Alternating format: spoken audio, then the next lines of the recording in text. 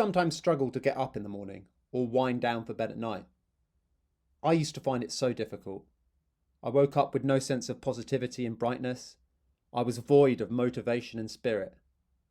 This changed completely when I started waking up with a Lumi body clock.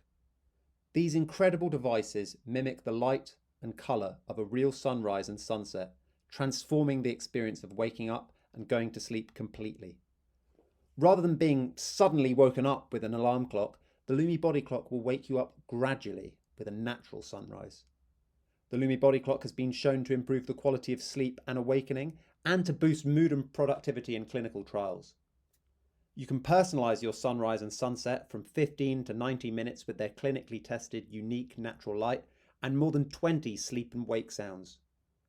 We all deserve to sleep well and to wake up feeling fresh. So if you're finding this a challenge and you want to try a new approach, go to lumi.com. To be honest with you, I don't really look back at accolades. You know, I think you're just as, I think it's all about what you're doing now. You know, I don't sit down and think about what I have done and all the, you know, because to these kids, the people who are in this generation of listening music, they weren't there to experience it. So it means nothing to them, you know, and people who have done it before, a lot of them, it's great to be a part of their, you know, the soundtrack of their childhood or of their lives, you know, and it does hold a lot for me. But for moving forward, there's a guy that always says to me, a great guru says to me, the windshield is this wide, the rearview mirror is this small. So why are we so busy trying to look at this little small mirror when there's a massive windshield in front of you of great things that you can do? So the feeling for me getting up in the morning is I'm excited about what next I'm going to do. And I am very, very lucky and honored and blessed to still be relevant in my genre and relevant on a global basis. My brand is still alive. We still tour, we do well. I still put records out and still hit the charts and still hit the playlist, and I'm still getting gold records and I'm still getting Grammys. So I'm happy for that. Why do I keep doing it? Because what am I going to do? Retire and play golf, or, you know, plant flowers or fruits? I don't know. You know, what else am I going to do? This is what I do. This is the only thing I know how to do well. You do not want to see me kick a ball. Trust me. Well, so it's very inspiring the way that you keep moving forward, but not only just putting out records for the sake of it. Like, as you say, you're getting hits now, decades after you first got hits, and the music still sounds fresh. I wanted to go back, though, to when, from what I know, you first started like developing your singing voice, because some people listening to this might not know that you served for 4 years, was it, in the US? Yeah, 4 years. Yeah. Yeah. Would it be accurate to say that that's when you started like developing your voice, or is that you know? You know, I didn't know that it was voice training. I remember I used to mock the drill instructors who used to talk almost in their nasal. Yeah, boy, get up, drop and do me 20 or whatever it is. And I just did it as a mockery to them because it made everybody laugh. And so they would ask, when we were running, they would ask us to come out and sing cadences. And I don't know, but I've been told. And I would sing it in the voice that they always talk, because everybody that was running with us would find it funny and laugh. And then, you know, when I was doing records, I did Old Carolina, and it was more of a singing record. So I just kind of sing it in the melodies of what I would do when I sing cadence. Oh, Carolina, I don't know, but I've been. This is the same thing. And then Oh, Carolina became a massive number around the world. And at that point, I said, well, okay, well, I guess I'm going to use this voice. And I ended up doing Boombastic the same way. So I just kept going. But I did that voice is from the stomach up. You know, I mean, us running and do it was almost like it was vocal training, really, to be honest with you, because I was projecting while I was singing. Yeah, yeah. The fact that it comes from kind of the stomach area means, Yeah. and just the general sound of it, like you're singing over Zoom, and it's literally like pitch, Piercing. Yeah. it's pitch perfect though. Like a lot of Thank people you. who are good singers, when they start singing on Zoom, because they've got a bit of throat in there or head voice or whatever, or it's early in the morning, they don't sound like that good. Have you ever had to, do anything to kind of take care of your voice, like vocal exercises and all that, or is it just like I'm not formally trained on I have done some vocal lessons every now and then for like breathing, and I'm doing a lot more of that now because I just did a project with Sting that is a predominantly singing project that I just did. And I was coached. If I say I was coached by Sting on how to sing and hold certain notes. And I really respect singers after what I just went through with him. So, but this project is supposed to drop in May, and everybody's going to be super surprised when we drop it. So, oh wow. But it took a lot. It took a lot of training on my side, with him literally being my trainer at it. That's awesome to hear that your collaboration is continuing, and it sounds like you've done something really interesting with it. And so it is really surprising. If you think 44876 with me and him was surprising, this one will fuck you up. I mean, I loved that record. Thank you. It was such a great project. And sorry for jumping around a bit, because there's so many kind of milestones in your career. And as we're on the topic of Sting, for those people, I mean, most people, unless they've been living in a cave, will know that album came out. But how did that come about? Were you guys friends before? I've met him before, but it really came up because of my manager and his manager, who was then my A&R and his A&R in Interscope. And he just thought that by knowing both personalities, thought that we would get along really well. And I had a song called Don't Make Me Wait. He heard it and says, hey, can I send this to Sting? I was like, yeah. I didn't know he was serious. And then Sting walked in the studio and said, wow, this is great. Let's sing it. And we ended up having that studio time, and it was more jokes and fun than even getting the record done. And then it just continued from there. And it's, he's now the brother I didn't know I needed. So awesome. What was it like? Because you guys gigged together, didn't you? What was it like kind of sharing the kind of headline slot? Best time of my life. Wow. Literally the best touring experience of my life. Wow. Yeah. There must have been some show, and maybe there'll be more where that. Yeah. Well, it was, I've done a lot of tours on my own, and even when I was at the height of my game, and we did massive arenas and everything. But the difference with this one was, we were doing massive arena, and it was me and him, but I didn't feel the pressure. I didn't have the pressure of trying to fill a venue by myself. It was both of us. I didn't have the pressure of sitting down and figuring out a set list every day and key changes and dealing with a band and all of that. We kind of shared it, and what I was good at, I did, and what he was good at, he did. And I didn't mind having him take the lead on a lot of things because I trusted him, and the things that I took the lead on, he didn't mind me doing it because he trusted me.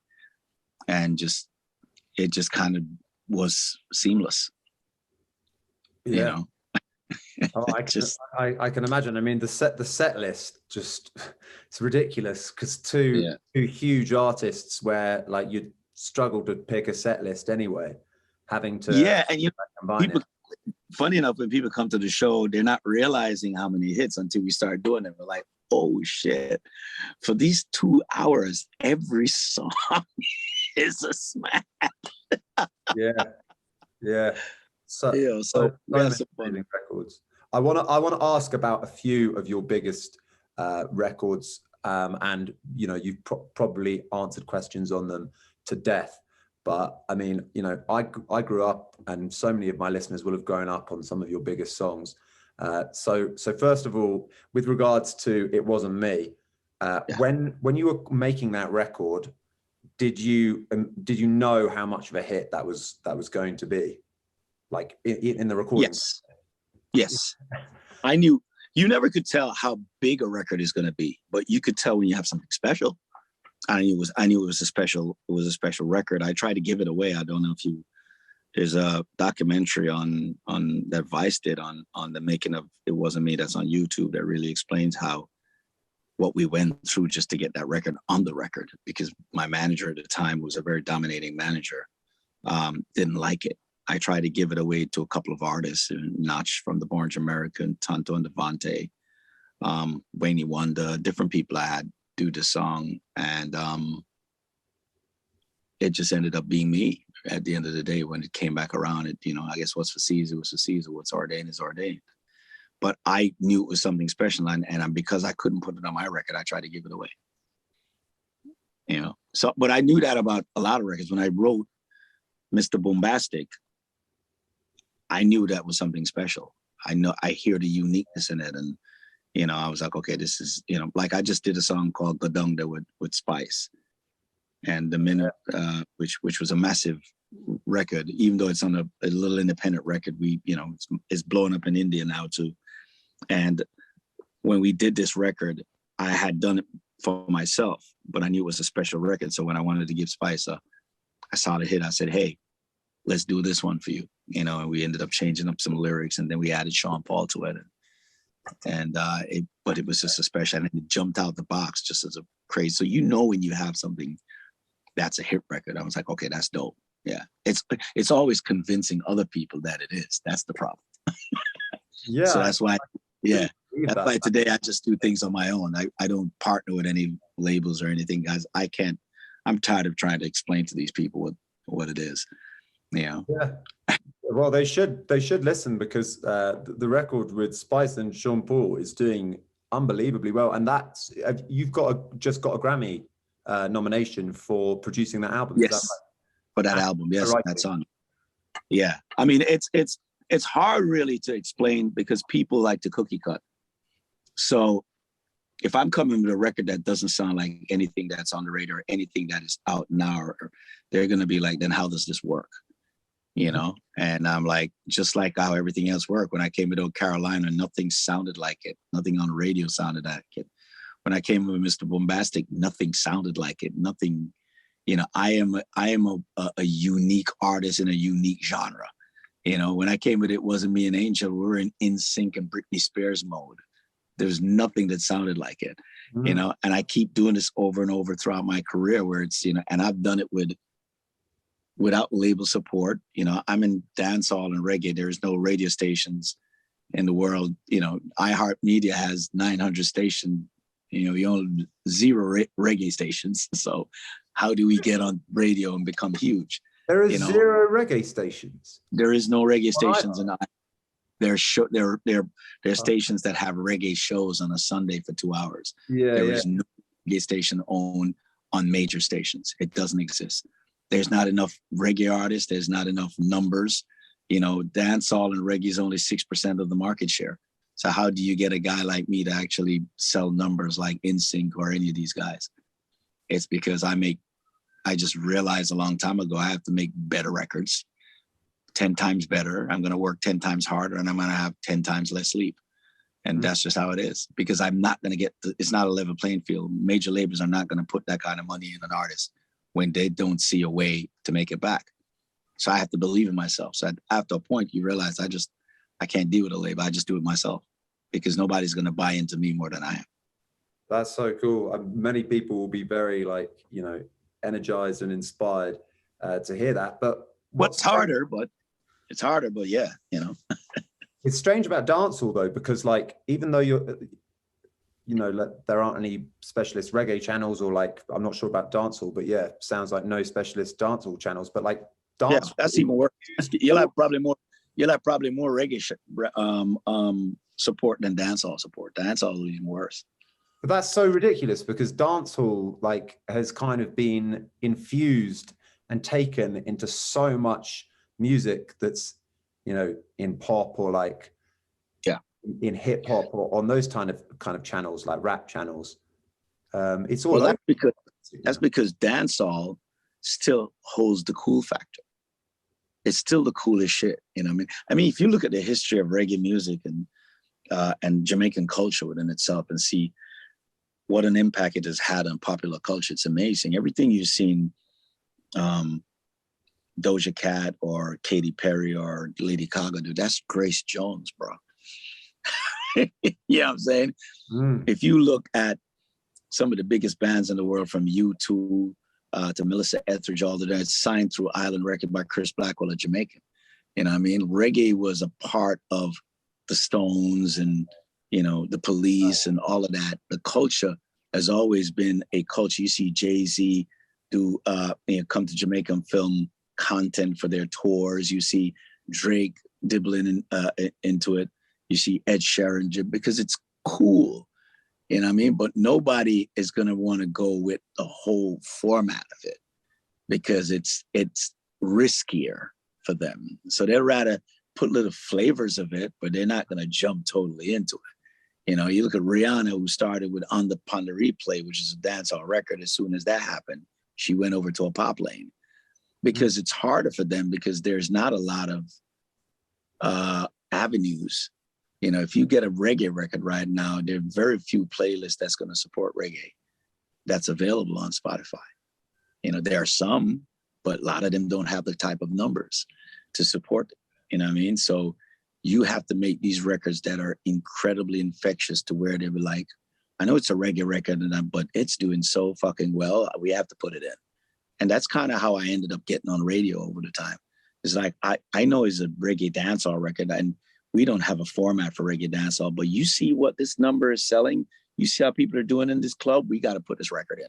And then I go in the mix show, and then the mix show gets the number one. And it's like, okay, we're going to program him. Let's put him on a B list. And you go on the B list, and I do so well in the B list. It's like, okay, let's go to playlist. Get him to the A list. And the A list does well. It's like, oh my God, fucking A, the guy's number one. You know, we put Hot Shot record that sold 10 million out. When it came out, it sold 17,000 copies. Right? Within the next year, when It Wasn't Me kicked in, we were selling 500,000 copies a day of the album. We're gold a week, and we sold 10 million. I've always been a slow burn. It's just what it is, because there are not enough outlets and marketing and support behind a person in a niche genre like I am. And I've always been that person. And I've always known that I'm the underdog there. And it's part of what is exciting to me. Yeah. It's, well, people love an underdog. In terms of, because we talked about, you know, like the way that a lot of pop artists now kind of infuse elements of dancehall and reggae into their sound, because I mean, it is very, very cool. And it's maintained that kind of edge ever since, like when the Stones or whoever started going to Jamaica and kind of like using that to help their brands. Is there anything that you like, because you've obviously got a keen ear for what's going to work, because as you say, you're independent and you're having all these big hit singles. Are there any other genres that you like, or any other artists away from your kind of your roots in dancehall and reggae, whose sound you particularly like, or kind of? I like a lot of mainstream shit that's going on. I love Doja Cat. I think she's fucking phenomenal, man. I listen to some of her joint. My daughter put me onto her shit, and I'm like, wow. You know, I was in a car driving, and my daughter was playing her, and I was like, who's that? I was like, this is Doja Cat. And I was like, I couldn't stop listening. So she's great. Billie Eilish, I love. Love what Billie's doing. I love a lot of Ed Sheeran shit too, man. I love his songwriting, his storytelling. You know, it's really cool. I love, there's a lot of these artists that I'm really into, you know what I mean? J. Cole, I love, you know what I mean? A lot of hip hop shit that I'm really into, you know? And so, yeah, you know, it could be anything. You know, I really love that remake of Dua Lipa and Elton John too. You know what I mean? So it goes to different genres of shit that I really it's just what my ear catches to. I'm like, wow, this is dope. You know what I mean? I like SZA. You know, I like her. You know, so Crazy there's stuff. a lot, yeah, there's a lot of stuff that I get into, but it might not be the full body of work of an artist. It might be certain songs that I grab into and be like, okay, this is fire. You know what I mean? And Yeah, well, I that's go the with way it. now. We've got Yeah. so much choice. It's impossible to know. Oh yeah, tons of choices now. You know, I mean, the thing is, everything is on your phone. You could just access is amazing right now. You know, but I'm really boiled down to and tightening in on Jamaican acts, and I've been featuring Jamaican acts on every record so far. You know, what I mean, and I want young Jamaican acts. I'm going to use my platform to do as much collaborations with them as possible, instead of doing it with major acts that are half the time, most of them are assholes. So yeah, well, I can imagine that. Who are the people who excite you most in terms of Jamaican acts at the moment? Who you would encourage people to? Obviously Spice. You know, I went and signed Spice because I thought she was just phenomenal. She walks in a room and lights it up, and there's always something exciting with her, and she's raw and she's unapologetic, and there's real pain there that you could hear in her music when she does it, and it's something very relatable. You know, Dexter Daps is another person that is one of my favorite. You know, I like his energy and his vibe, and you know, it's realness. There's a certain realness about it that I like with him also. You know, there's tons of TJ's another artist that I'm working with too, that I'm just excited. Black Hero, another artist that out of Jamaica that I love also. You know, so there are a few. You know, Naomi Cohen also. I like her as an artist. You know, Jamila out of Jamaica also, and you know, there's tons of people that I have my eye on, and everything boils down to a song. I might be seeing an artist and I wait. It might take me 6 months, 7 months until I hear that one song that is that artist song, and I give them a call and be like, I got something. You know what I'm saying? There's some people that I'm with that I haven't made a record, but I admire them a lot because I just haven't heard that song yet. That I haven't written that song yet or come up with that song yet that I say, okay, this is that person, you know? Yeah, well, your writing, I mean, well, it's been showcased on the Spice album 10, which is a wonderful album, and obviously with the smash single from it. But like one thing that from the 90s onwards, all your records, like they have like this great sense of melody. Do you write the same way every single time, or is your songwriting process vastly different? How do songs come to you? No. And I've had different partners in writing. Like most of the first earlier stuff, like the old Carolina, the Boombastic album, those were written solely 100% by me. I never wrote them down or count bars or anything. I just did all of those almost on freestyle for those 2 albums, you know, one of which we won a Grammy for. When I got to Hot Shot now, that's when I started to collaborate. And I collaborated with Rick Rock at the time that wrote most of Hot Shot, and I collaborated with Dave Kelly out of Jamaica a lot. And we wrote a lot of great records, just sitting in a room, trading ideas, you know, and melodies, and, you know, and I always do that because you try to write records that is relatable to the everyday person's experience in life. I am not an everyday person anymore. You know, I'm very successful. I'm not riding trains. I'm not, you know, taking cabs. I'm not, you know, I'm not shopping in the supermarket. I'm not, you know, going to the mall shopping. I'm not doing any of these things anymore. So I have to rock with people who are in the streets that have those experiences, and I pull from those experiences with them to create songs. You know what I'm saying? Right now, I got a young man by the name of Assailant that I work with, and he's totally in the streets every day. And so some of the talk, even on this late record where you say killy killy or chop or any of these words that are really street lingua, that's the street lingo that's happening in Jamaica right now. I don't know those. You know what I'm saying? So I might write something and you're like, yeah, Shaq, but I wouldn't say it like that. That ain't the talk right now. You know? And I'm like, okay, so how would I say it? And then, and then so I pull from that. But then, so I'll do the melodies and the flows and all of that.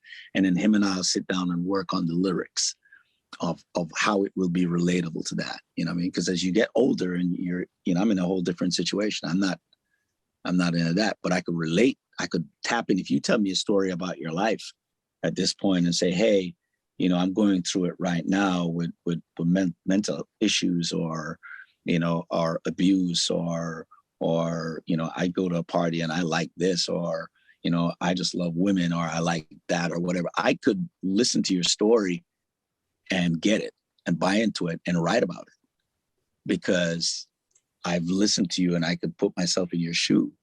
You know what I mean? But am I generally experiencing that? No. You know what I mean? So that's why it's good that I always stay connected like that. And that's how I keep my finger on the pulse.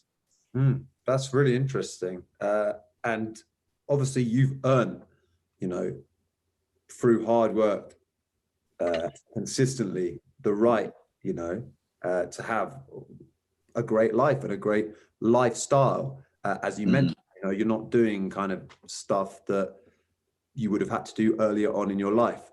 Do you think you could function, right, if everything got taken away from you, no more luxuries, you're no longer Shaggy, you've got to change your name and start all over again? I kind of get the impression that you could, but it would probably be really difficult. But do you think? I'm not saying it would be. I don't say it would be easy, but definitely, I did it before. After Hot Shot, I left my manager, I left my company, I literally did a Dr. Dre. I left my building, I left my company, I left my catalog, I left everything. I fought back and got my catalog back, but I literally left everything and started over. And I created Ranch and started a whole new company and ended up writing songs like I Need Your Love and Fight This Feeling Me Embarrassed and all these records. And then I did the record with me and Sting, and I started back from scratch and went back up. You know what I mean? And it was rock bottom at the time. I still had my name, so that was a help.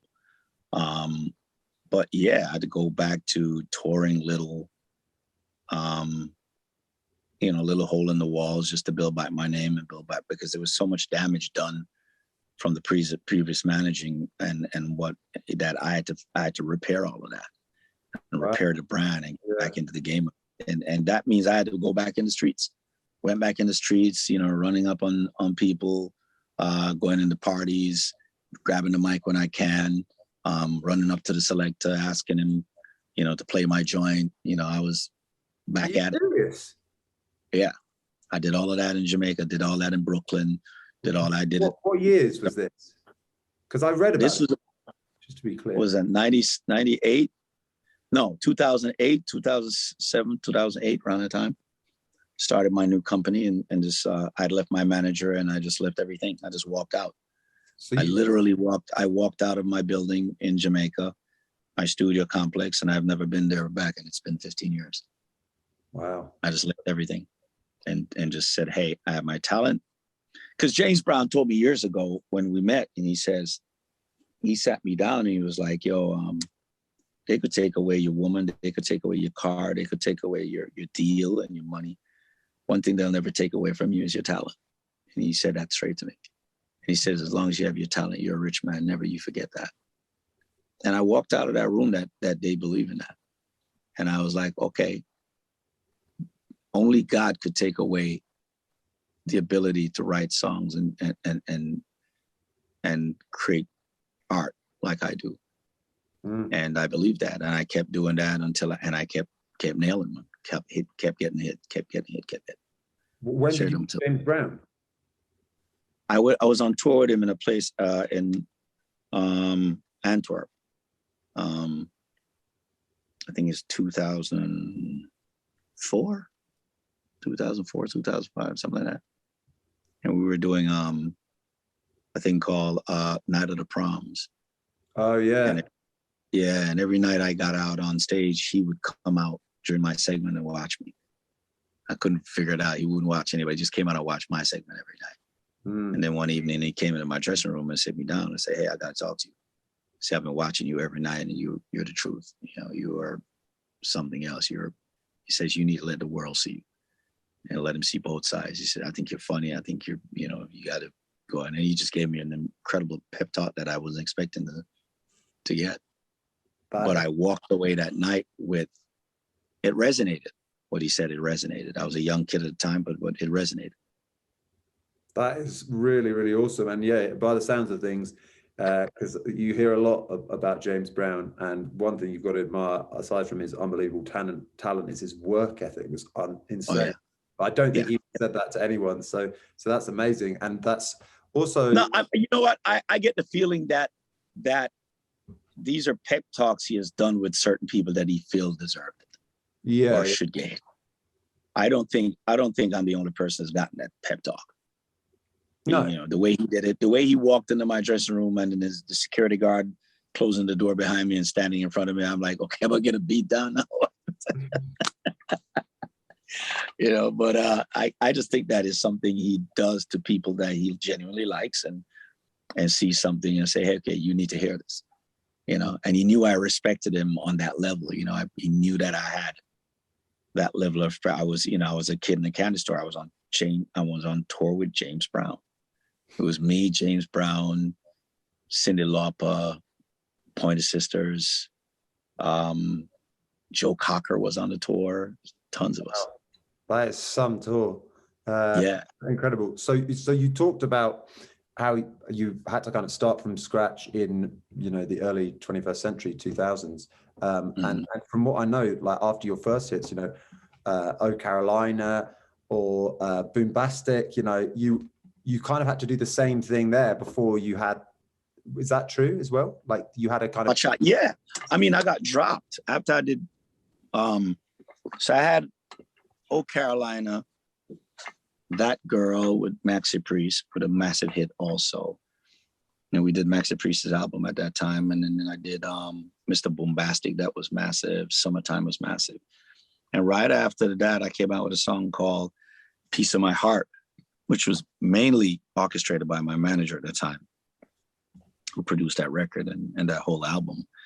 And it flopped, and the label dropped me. And they dropped me right away. And I think they dropped me because I had recouped. And that's also another bad thing you got to tell the artist. If you're in the business with major record label, to recoup is not a good thing. So if you recoup, you know, as soon as you make a mistake, they don't mind dropping you because they don't need to make any money back from you. Because if you recoup and then they own your masters anyway, they're just going to keep making money on you without even have to ever spend money. But if you take a lot of money from them, you know, and you don't recoup, they're going to start promoting you and hang around to you after a while to try and get at least most of that money back. You know what I'm saying? It's like you buying that shirt for, if you paid $10 for the shirt, you don't care if somebody spilled, you know, drinks on it. But if you pay $1,000 for it, you're going to make sure nobody walk around you with drinks. You know what I'm saying? So I think that was a situation. I just didn't have smart people with me. We certainly had leverage to have really huge advances that the record company would have to spend a lot more time and energy and money to market and promote, but it just wasn't in their interest because they had nothing to lose, you know? Yeah. You hear that type of story all the time through record labels, but at the end of the day, though, you've done it like again and again, made these comebacks. So it's been a real honor to talk to you, Shaggy. I've got a couple more questions. So for those people who have not had that first breakthrough, that first turning point, and for the people listening to this podcast who are aspiring musicians and creatives, what would you say if you were James Brown in this situation? Now that you're, you know, on the legend status, what pep talk would you give? I would say everything, but you cannot excel at anything unless you're passionate about it. If you get up every morning and singing and being an artist is what you want to do and be successful is what you want to do, you'll never fail. You know, it literally has, you got to have it in you, and then you have to have an instinct. I don't think you're going to survive unless you're that artist that is driven, passionate, and have an instinct about what it is that is cool and what it is that will connect. I've seen artists who their manager have been the driving force. They're just talented people. And they're not going to make it, because when the manager is out the picture, they're clueless. It starts from the artist being that person that is that passionate and that driven and, decisive. And I think that that's where it really boils down to. You have to have that passion and work ethic to make it work. Yeah, and be able to stay relevant by the sounds of what you just said. That's something. Oh yeah, finger on the pulse every day. Collaborate, rock with new people. If you get up every day and you're eating chicken, there's days you're gonna want curry chicken. The other days you're gonna want fricassee chicken. The next minute you're gonna want breaded chicken. The other day you're gonna want boiled chicken. The next day you might want chicken cutlet. People's change. The person you are now is not the same person you were 5 years ago, and you won't be the same person next 10 years. You change. Life changes you. People change. The same thing is not going to go over and over and over and over. The single we have out now is a song called Nuh Know, which literally is an interpolation of one of the greats in dancehall that I've admired for years, and we're actually come from the same era in jungle, which is Eka Mouse. It samples the hook, what I do them, them. Nuh Know, which is an old record that he did, which I always thought was very infectious. And then I also did Ninja Man, You Know What Done Talking, which is one of, the greatest dancehall artists that ever, blessed us. And it was kind of me putting those two records together and really just talking my shit. And I think it was just time for me to talk some shit on there. And I just talk about the accolades and what I've done and what I'm still doing. And, what I mean? And I wanted it to get back to just lyric and flow and that vibe. And it's just somehow just kind of jumped out the box really, really big. We put it out last Friday and people are just going nuts over it. So I'm like, yeah, it's the first song where in a long time where every DJ is calling me about it. And so, it's available on all the streaming platform, and we have an album that is coming up also.